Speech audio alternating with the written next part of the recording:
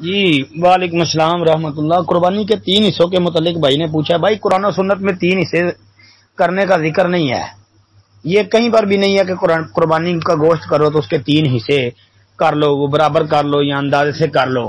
یہ جو ہے برابر مطلب وزن کر کے یا اندازے سے مطلب ویسے ہی اندازہ لگا کے، تو کسی اعتبار سے بھی قربانی کے 3 حصے کرنے کا نبی علیہ الصلوۃ والسلام نے نہیں کہا، نہ قرآن نے کہا ہے۔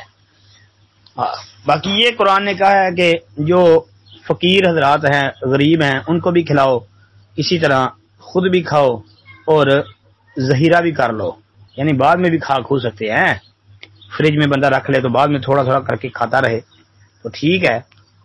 باقی 3 حصے کرنا یہ بس لوگوں کی زبانوں پر یہ مسئلہ بنا ہوا ہے، مشہور ہے، قرآن حدیث میں نہیں ہے۔ اور پھر یہ بھی یاد رکھیں کہ سارے کا سارا بندہ گھر میں نہیں رکھ سکتا، ضرورت کے مطابق کھا بھی لے، ضرورت کے مطابق رکھ لے، باقی غربا مساکین کو ضرور دینا ہے۔ السلام علیکم ورحمۃ اللہ وبرکاتہ۔